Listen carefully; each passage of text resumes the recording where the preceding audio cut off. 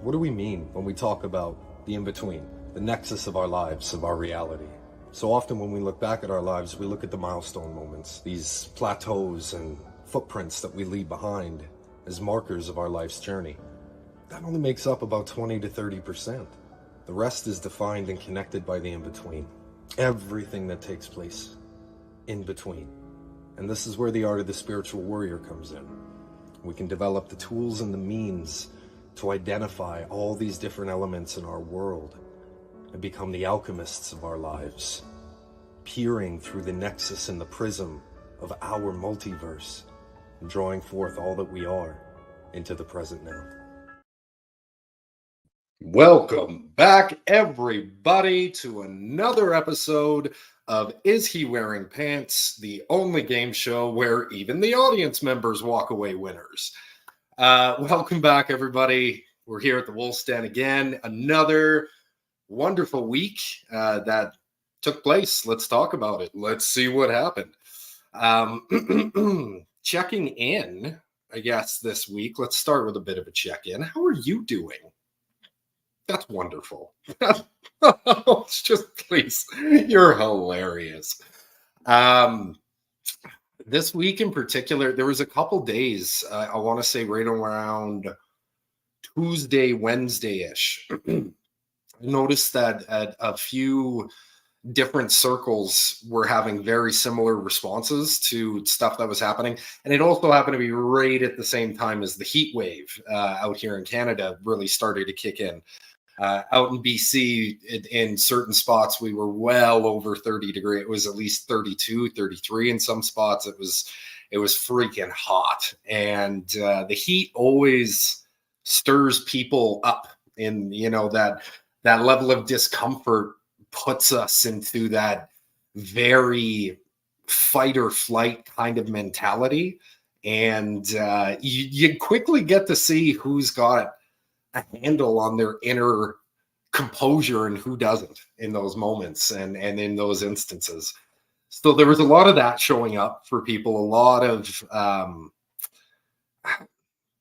surfacing, right? A lot of surfacing just took place. And then I had, I think it was the Wednesday, a number of people make the comments that they felt like everything shifted, like the world around them just wasn't looking the same. The sky was looking different. The ground was feeling different. There was almost like a rumble coming from within the earth. And these are all very, very relative and reflective of these internal shifts that all of us are going through, both individually and collectively, and not just collectively as a race, but collectively on this planet, because the planet itself as a physical being is also going through a big shift right now, a really big shift right now. And we, being a part of this planet, are in symbiosis with that shift. So it's very reflective. These little transitions, these little changes that we notice in the environment, pay attention to what's going on within yourself at the same time. And when we can do that, we're able to really correlate a lot more composure and clarity to the series of events that start to take place around us, because we can relate it to what's happening within ourselves. And we go, oh yes, okay, that's just this transition, and move along with it in an acceptance, gratitude, and accordance. For me, what happened this week? I mean, I got really busy. So let's talk a little bit about self-care as well, because self-care is it. We want to talk about reflective into our environment. Let's start with self-care. That is probably one of the biggest tuning devices, tuning tools that we have at our disposal, as far as seeing a reflection, an immediate reflection in our physical environment and in our reality, how we care for ourselves, how we're looking at ourselves, and the narrative that we're speaking to ourselves with is so reflective of the interaction and engagement that we then not only put out into the world, but then receive back as well. So for me, I got another kind of reminder of this past week, because it was a really busy week. And when the heat kicks in, I don't lose my composure. I get lazy. Like the heat just makes me super, super lazy. And a lot of it has to do too with the fact that when it gets that hot, I don't sleep very well. And it kicks in like a restless leg syndrome, and the sweats and the heat. Like I can't get comfortable, because I really enjoy sleeping with a blanket, but I can't sleep with a blanket when it's that hot. So there's a balancing act that I got to go through. But I don't really lose my composure. I lose energy is a good way to put it. I lose motivation towards having that energy there. So it being a busy week mixed in with that, I had to prioritize what energy I did have during the heat wave. And that went to, work and a lot of the immediate sustainability things that I require for the autonomy of my lifestyle right now. But then that also means that other stuff took a back seat. So I skipped a few shower days, and the house, it didn't get dirty, but it certainly got a little cluttered. And I don't really live in clutter. I live in a rather organized environment. Even if I have stuff laid out, it's laid out in a kind of pattern. There's almost a rhythm or a method to how it's laid out. So I really, the clutter built up a little bit. Like I said, skipped a few shower days, and by a few, I mean pretty much all of them. And it was just interesting having the feeling of all of that, because even though I was in the low energy state and I said, oh, I'll take care of it later, I'll take care of it later, it didn't make me feel any better just adhering to the no energy, having that clutter, which isn't a part of my alignment, having the extra sweat during the heat and then not showering that off. Because I was lazy, it didn't make me feel good.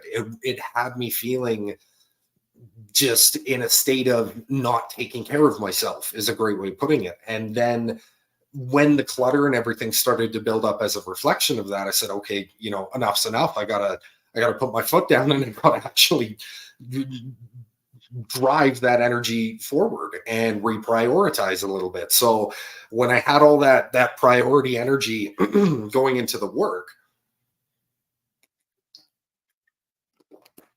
I had it sustainable enough to a point where I could take a half day or the next day and focus on personal stuff. So I ended up getting caught up on the clutter, on the laundry, on the shower, on all of this stuff.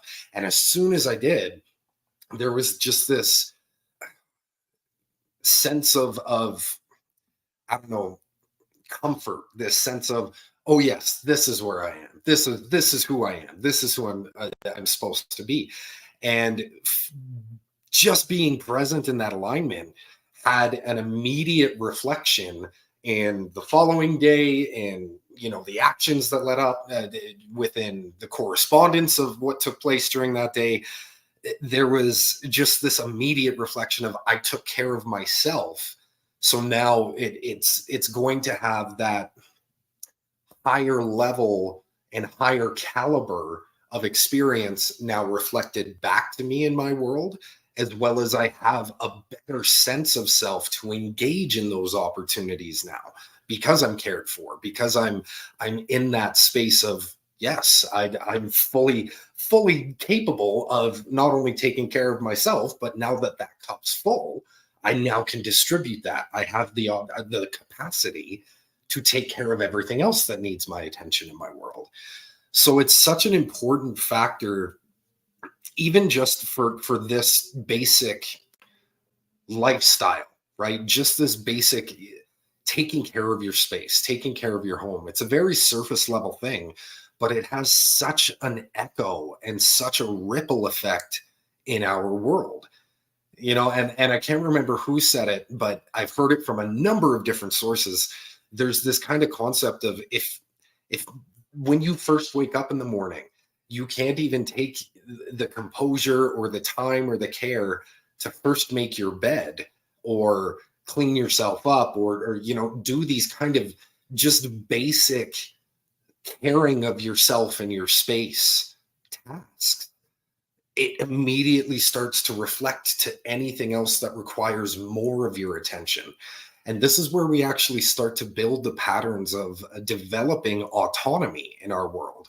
Because the more that we just put that basic training focus into these foundational pieces, they then just become autonomous, saying, oh yes, I've done it so much that in order to even stay in alignment, to do anything further than that, these have to be taken care of. These necessities are just autonomously part of making sure that I can even extend further in the first place.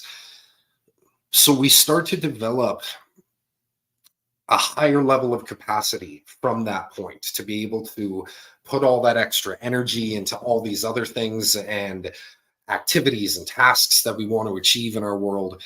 But then we start to come to the concept of polarity, for example, and when we're tapping into frequency in particular, and the multiverse weaving through all the different variations and shifts that take place throughout a given day. This polarity is very much in alignment with, I guess, what we would look at as the law of attraction. So, for example, when I was first introduced to the law of attraction, and I knew a lot of people were first getting introduced to it, a lot of it had to do with just this positive thinking, this positive affirmations, and you know, visualize and have it already happen and this and that. And I said, okay, yeah, I understand all of that, and that's absolutely part of the process, and it makes sense. But there's this kind of key element that I've seen a deeper application of when it comes to the shifts of whether we want to call it manifestation or the shifting of the multiverse.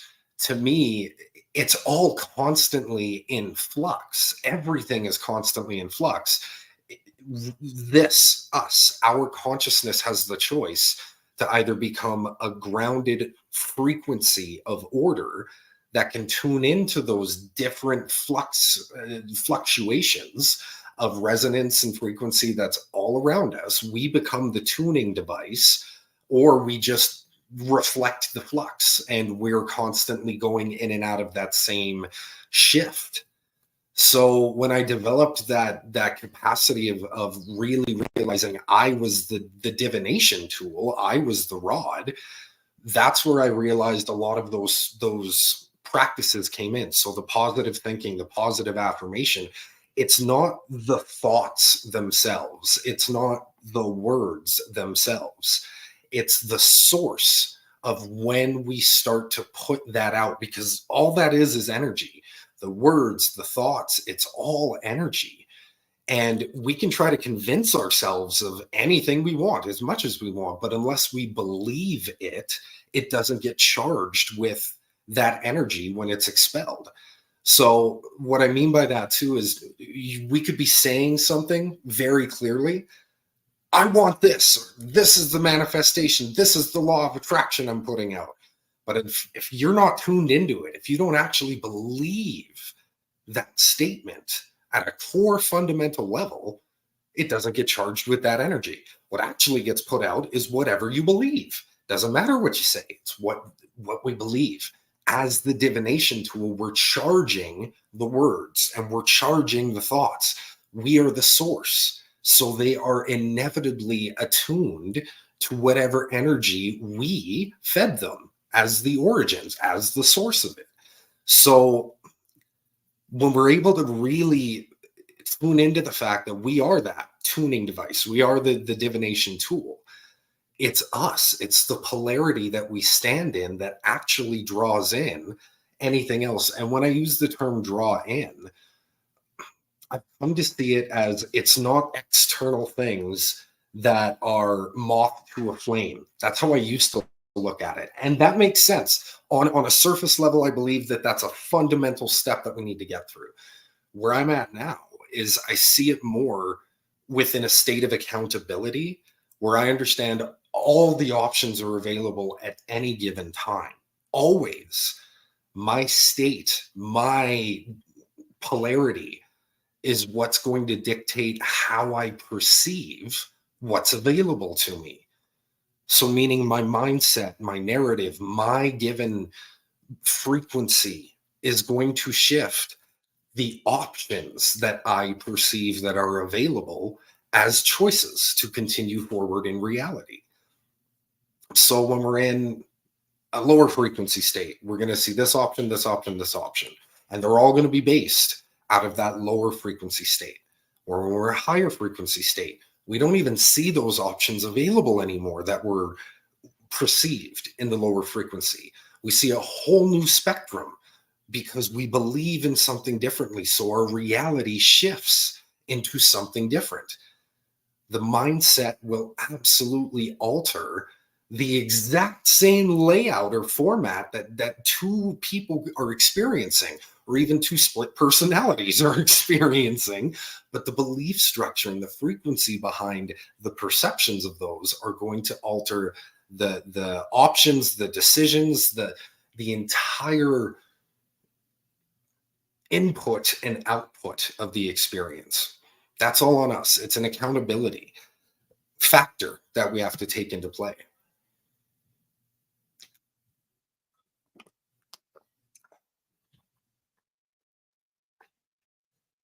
What is it that you're trying to manifest? When we talk about manifestation, are we looking at something that is an extension of ourselves outside of us that we're trying to draw inward, an experience that we feel we've never had and we wish to experience?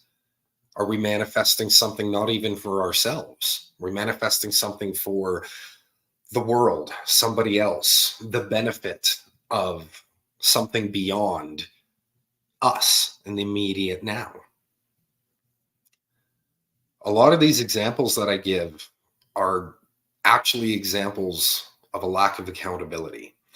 And I was having this conversation with somebody earlier where they were constantly put into a position of leadership, a general or a commander, we were calling it.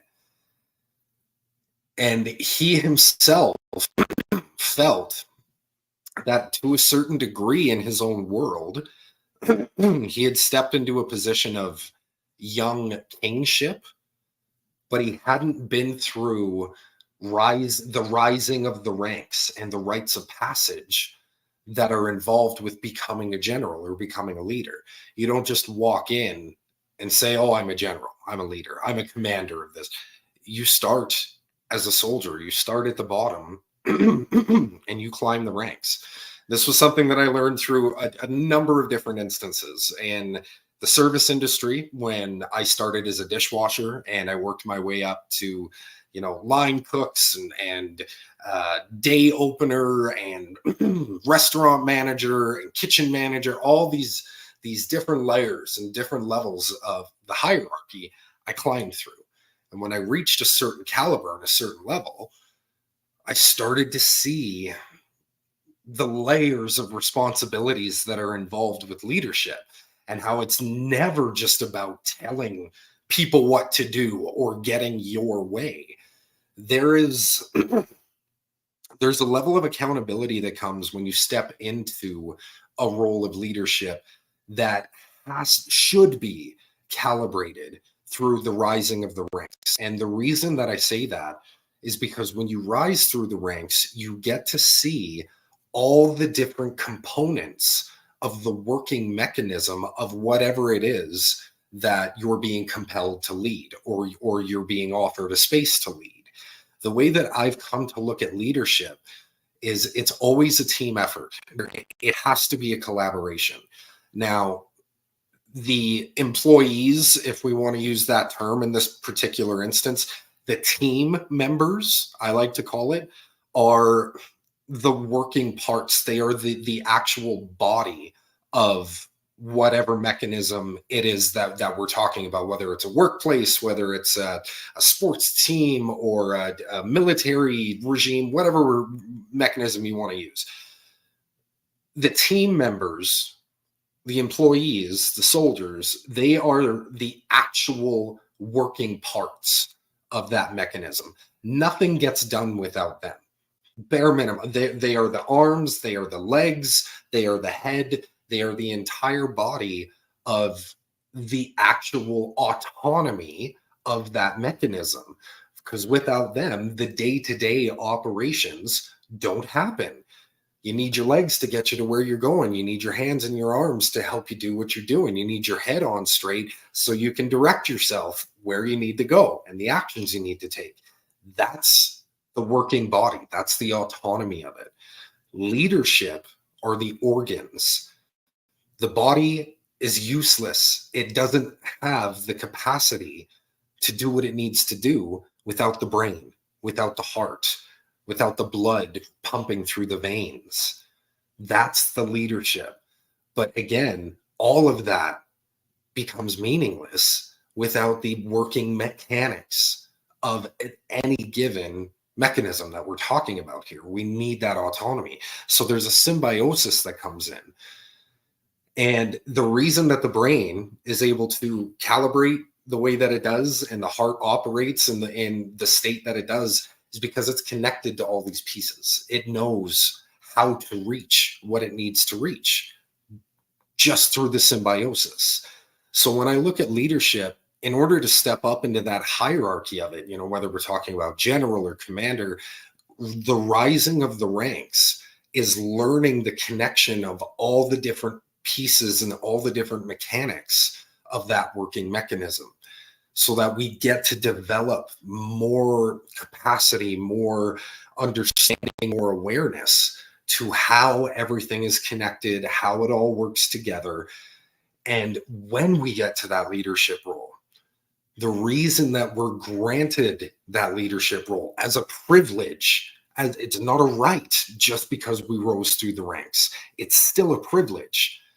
And the reason that I look at it as a privilege is because as someone who steps into that leadership role, it's a responsibility that is, it's an honor to receive, because you are now being told that somebody beyond you and around you, everybody within that confines of that mechanism and whatever place that mechanism there to begin with, the higher power, everybody says, we trust you to see beyond the scope, to see the picture beyond the picture, and make the best decision possible. We believe in you, that you see fit to do what needs to be done for the best outcome. That's a responsibility. That's a privilege. That is something not to be taken lightly. So there's a level of accountability that comes in with stepping into those types of roles. And the reason that I bring this up is because that polarity within ourselves, that when we take that level of accountability, it shifts the way the world responds to us. And again, it shifts the way that we look at the potentialities that are presented to us.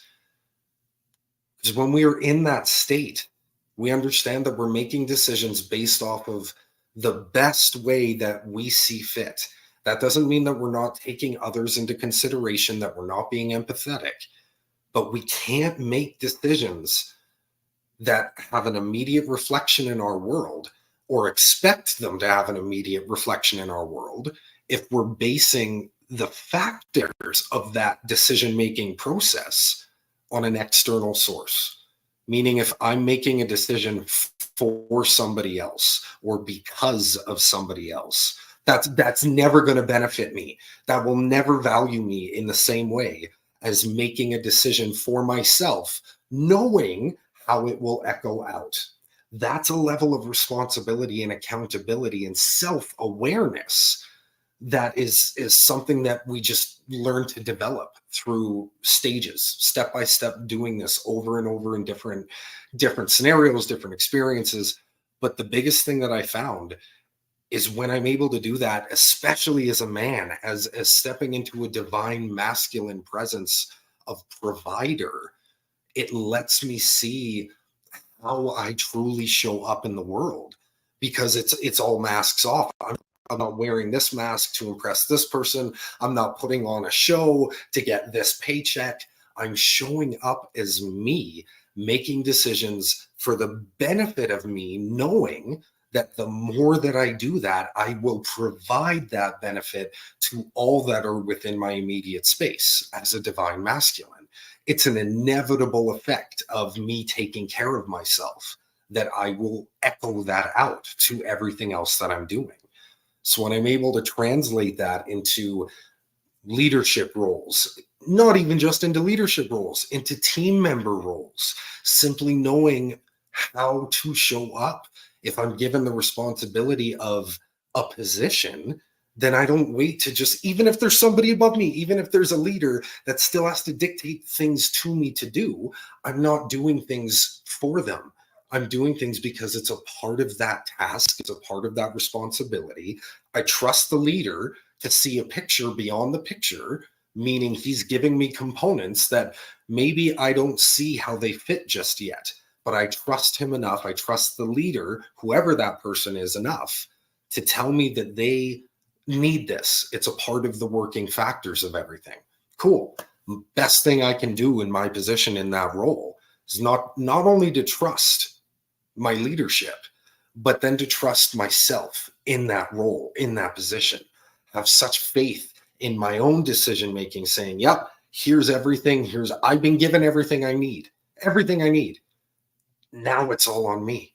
I get to focus on that role entirely, put everything that I can into it. That changes the polarity of everything. This is even how I believe we would used to hear stories back when work ethic was really, really valued. Stuff like people that used to just go get coffee, for example, or the janitors, or people that you wouldn't think have a very valued position in the entirety of everything, that simply worked their asses off, put everything that they could into whatever job that they were doing, and were given an opportunity to do something else with that same ethic, with that same level and capacity that they brought to that job. And then they excelled. It's honestly the same kind of concept. So when we're able to do that on a personal level, we can translate that to all these different areas in our lives. We got some comments popping up. We got, oh yes, Carmela, welcome to the show. Glad you can join us.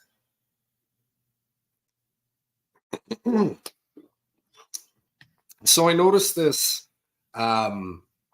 particularly just because the way, and I believe I talked about this back in early spring, there's a way that we formulate, or we've been taught to formulate, looking at manifestation, where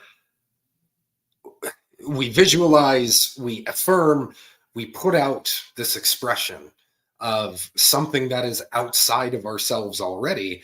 Oh, I want this. Oh, this is something I wish to have in my world.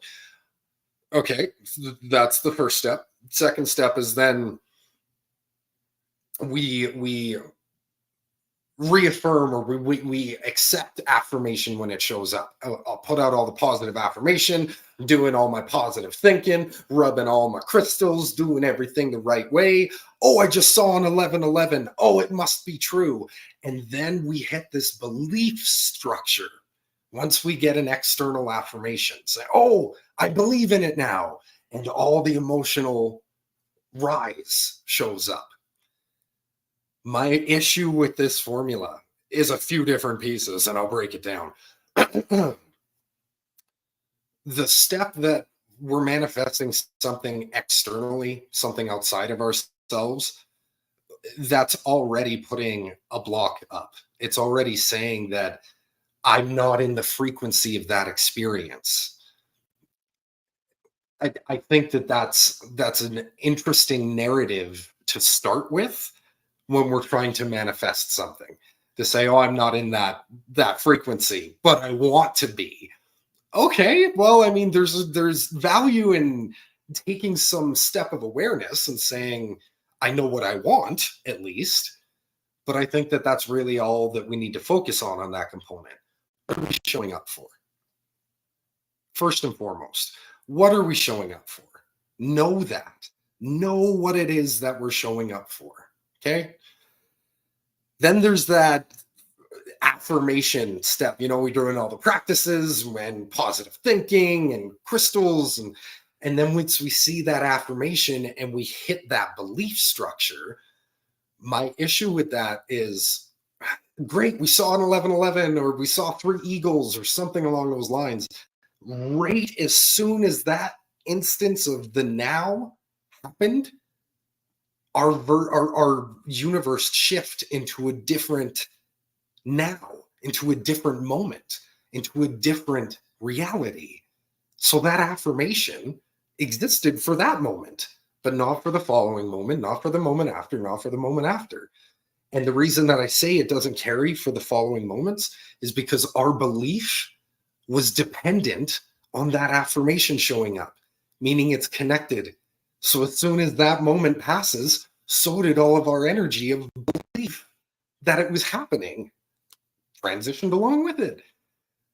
So we have to go back to this step of, what are we showing up for? Once we know what we're showing up for, believe it. Just believe it. It's already a part of who we are. We have access to the entire quantum. Hell, it's shifting around you every moment that we're in existence. That's what life is. We get to choose which version we're experiencing through our structure of belief, anchoring into our polarity and our frequency. That's what shifts. That's what tunes us in to all the shifting realities around us.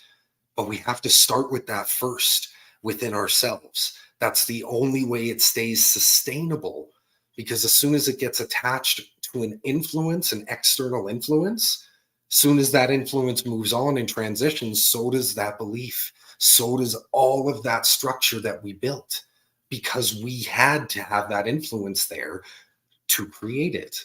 So start within ourselves. We have to make sure we are the anchors of that belief structure. First and foremost, believe it. It just is. It already is. Everything is already happening. Every moment of the now that you can imagine, that you've dreamt of, that has already taken place, it's still in existence.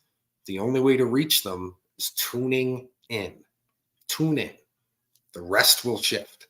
Once we hit that belief structure, everything else just kind of catches up and reality starts to play itself out in its shifting format based off of our perception, based off of how we tuned this in. So now we're seeing things differently. We're experiencing things differently. The world itself shifts into that state of polarity. We're not manifesting anything that's external. We're actually manifesting everything that's already within us. And we're clearing out everything that's stopping us from experiencing that. It's a whole different process. And it really starts with a level of accountability, how we're showing up. Because when we're also trying to draw on something external, we're putting a belief on that thing to show up. And then that gives us all the affirmation that we need, that, oh, I'm powerful. Oh, this universe is working out for me. Instead of showing up with that belief to say, no, I'm working with the universe. No matter what takes place, no matter what takes place, I'm already working with the universe. Because when we don't get those things that show up, when we put out all of that responsibility onto them and the power of that influence, it's a tricky game. We start to actually lose focus on ourselves. We're able to cast blame and projection and say, well, that's the reason it didn't happen. And it's all ways of avoiding accountability at the end of the day. That's how I've come to see it anyways.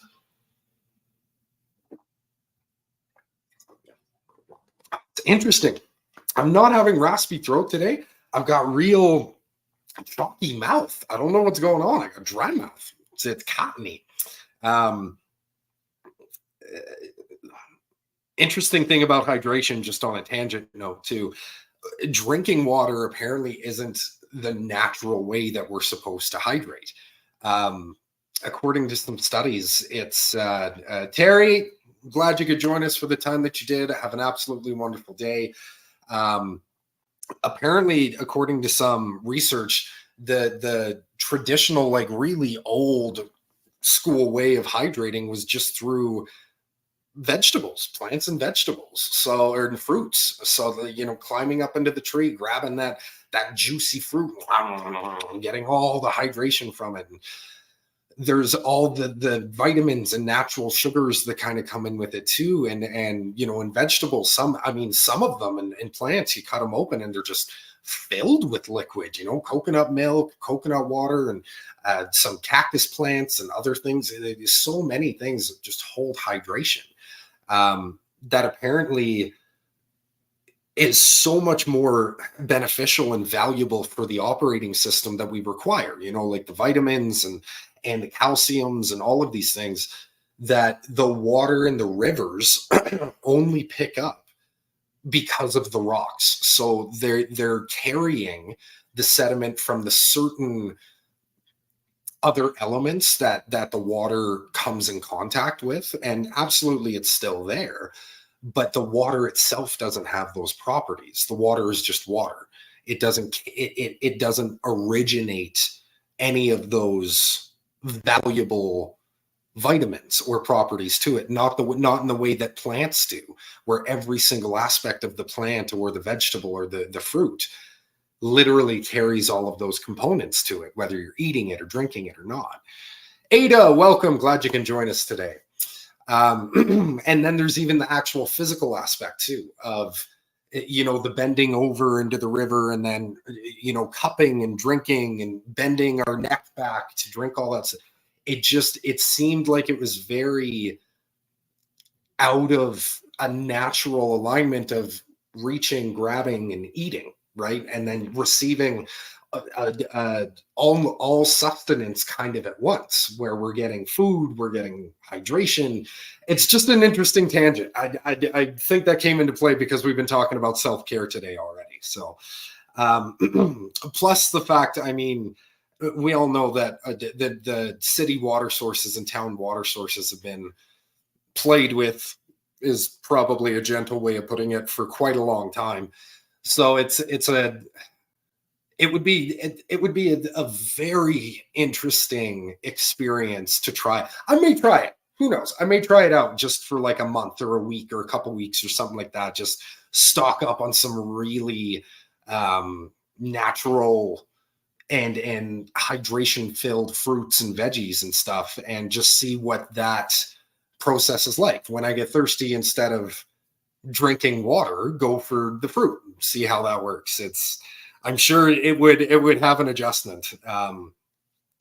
Even on this note too, as we're talking about self-care and I guess a little bit of diet and stuff here now too, we could talk a little bit about my experiences with fasting, for example. So there's such a value in doing fasting properly with the right mindset, direction, and I'm going to say guidance too, because a lot of people think fasting is just, not eating, starving yourself. And that's just not the case.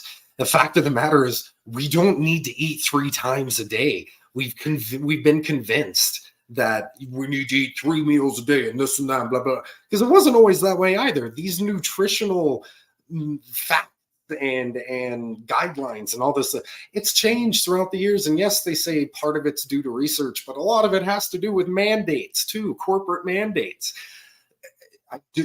From experience, and I'm a bigger guy, I don't need to eat 3 square meals a day. On average, I eat 1 meal a day. When I'm at my peak of working out, and I mean like where I'm doing 100 reps on each muscle group, I don't really work out like that anymore. It was a loss. Like, why I was working out that heavy, I had to ask, who was I doing that for? Because it was just so much. But when I work out that heavy, even then, I was only eating twice a day. And that was because I needed that extra sustenance. I was expending so much more energy. But on average, I only eat once a day. I'm a bigger guy. I have my muscle that I need to keep toned, But for the most part, it's just, I just found I didn't need to eat that much. When I overate, when I was trying to focus on it, not only are we consuming and being caught up in the monopoly of consumption far too much more than we need to be, but the attention, the focus, all this time that is required to go into it, that's all of the extra investment. And now that's extra stress that we have to worry about scheduling into our already busy day. On top of it, there's a clarity that comes with allowing our body to cleanse itself. And it requires time to do that, especially with the amount of gunk that's available in our everyday kind of average diet. We're not really feeding the healthiest version of stuff to ourselves on average. And even myself included, it's kind of inescapable within the society that we're in, unless you're literally growing every single thing that you consume yourself. And even then, we have to worry about what's been put into the ground within our environment. Where are we getting our supplements and the things that we're using to grow our own gardens from, and what influence are people having on that? There are so many different factors and components to it. Bottom line that I'm getting at is the only way that the body gets time to process a lot of this unknown stuff that's in our diet is it needs time. It absolutely needs time. If it doesn't know how to turn it into energy, turn it into fuel, it does a couple of things. It either transmutes it into fat so that it can actually do something with those fat cells. But the problem with that version of fat cells is they're not natural fat cells. They're composite fat cells. So they end up sticking around a lot more. And it's way harder for the body to work that weight off because it doesn't process the same way. It's not used up in the same capacity as a natural fat cell would be. So that's one way that it processes, the body deals with these unknown factors. Another way is, and it's kind of gnarly, raunchy, that's narchy. It turns it into goop, is the only way I can put it. And that goop stays in the depths of our bowels, and it keeps getting stuff piled on top of it, piled on top of it, piled on top of it, and we poop that out. And then we go about our business, keep eating, poop that new surface layer of stuff out. But all this goop that doesn't get processed just stays at the bottom. And the only way to get rid of it is purging and cleansing and fasting. And when it comes out, it's disgusting. It is absolutely vile. I thought the Venom symbiote was coming out of me. It was absolutely disgusting. But holy crap, did my body feel cleansed after. Just open. It showed this level of natural healing capacity the body has when we simply give it the space and the reinforcement to do it. So there's a little more to the story than just, crapping out Venom symbiote. We reach this stage, and by the way, I hope everyone's loving where this is going so far. When we reach this stage, it starts with the decision-making process of what we're fasting. Now, I've done a few different versions of this. I've done no food, I've done no water, I've done no sleep.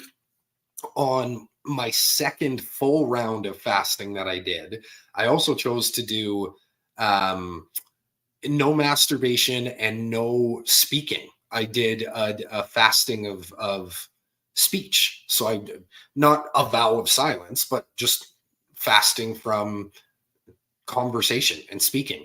So what I had to end up doing, and it was interesting that I aligned it at the same time of not masturbating either, because now I've got all this extra bundled up energy inside me that needs expression, and I'm not giving it the expression from either head at that point. So it's really interesting how the alignment worked, because with this new surge of energy, excuse me, I also had to find ways to communicate, not just with the world around me differently, but with myself, because I couldn't communicate with the world around me until I could learn what it was I was actually trying to communicate. Because normally, you know, head, mouth, open, words, good to go. I've been a performer my whole life, no problem. But when I can't use this, I'm a wordsmith. When I can't use this, how do I communicate? So I really had to tune into, I mean, yes, there was some miming and physical dialogue that I was using, physical expression to get some points across. But a lot of it had to do with my energetic presence. So the looks, my expression of self, which came from that energetic state. And that was an awareness that I took by actually giving myself a lack of something, depriving myself of something, so I could retain or attain something else. And that's really what the process of fasting is about, is opening and choosing to put something down that we hold space for in order to receive something greater from source, from everything that exists all around us. So the very first time I did it with purpose. So there was a directive of, I was doing it because, oh, hold on, we got a question here. We've got Ada Kelly. Did you use something to cleanse it out? No, actually, I didn't. So you can use stuff to help that cleansing process with the toxin, with the venom symbiote that we were just talking about. There's a bunch of different recipes that you can find online. You know, some of the stuff will be the lemon, ginger, cinnamon stuff that you can find in honey, and honey's just super healthy. But when you're fasting, you can't have any of that stuff. You can't have honey. You can't, not if you're doing a traditional fast, because anything that will activate the stomach digestive process will immediately break the fast. So you can't have that. There are some things that you can have on fast. So black coffee you can have on a fast because A, it doesn't hydrate you. It's not water. It actually dehydrates you, black coffee. And there's no chemical activation or digestive activation that takes place from coffee when it's ingested. Honey will do that. So if you're looking to just cleanse, I wouldn't say to mix in a recipe with a fast. I would say do them in tandem with each other. So either do the recipe before you fast, or fast, recover, and then do the recipe. I would actually suggest option one, doing the recipe before you fast. When we're coming out of a fast, it's very important to monitor how we're breaking the fast, because that's going to set up the retention of how we're moving forward in our world after that. So that goes for diet, that goes for energy. The way that we choose to break our fast is reflective of the next stage of self that we're stepping into, because that's the higher caliber of what takes place during a fasting protocol. When I did it traditionally, I did no sleep, no food, no water. I was doing it with purpose to receive my traditional spirit name. So I knew that as I was going through this process, it was already in union with spirit. So basically, the perception that I was going in with was I wasn't giving up, or I wasn't depriving myself of anything. I was offering those pieces, those fundamental pieces of myself, to spirit to receive something deeper within myself. And I gotta say, I think it was day 3 that I really started to notice the biggest changes. Day 1, day 2, the sleep was the harder part. Day 1 wasn't so bad. I normally, like I said, was only eating once a day anyways at that point. So the fasting wasn't too terrible. I was drinking black coffee and trying to convince myself and trick myself like I was getting hydrated, but I wasn't.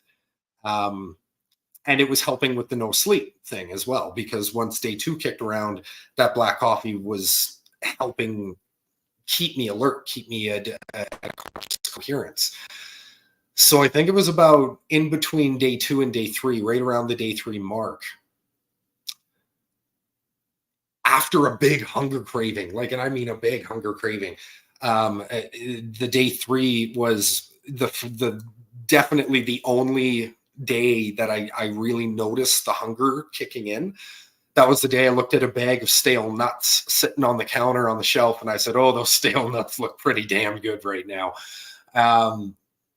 When I got over that hunger pang, and I just said, "I'm receiving what I need. I'm receiving what I need," and I affirmed to myself that spirit was providing me everything I needed in that process. The hunger cleared up right away. My fogginess, my lack of, I got this big burst of energy literally as soon as I did that. And I affirmed in myself that belief that I offered those things to receive from spirit. So that's what's happening. Trust that I will receive everything I need from spirit. As soon as I did that, it all kicked up to a whole nother level. Everything kicked up to a whole nother level.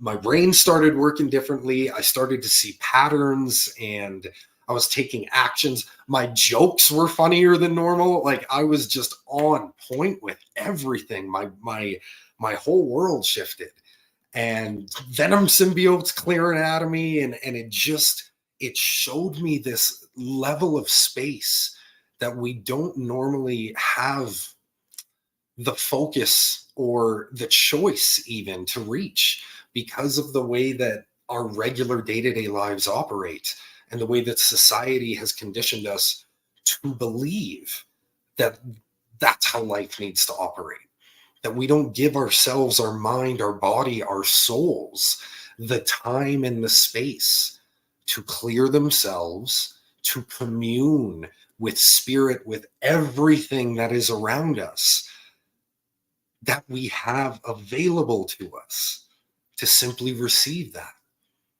We don't need to constantly be in a rat race. It's all available to us, but we need to be able to get to that space of belief, that time within ourselves to actually experience that. And that's what I found fasting really did, is it gave me the protocols, the practice, and the space to have this journey of self-discovery and union with the universe around me and the spirit that drives me forward. It was a very, very profound calibration, to put it.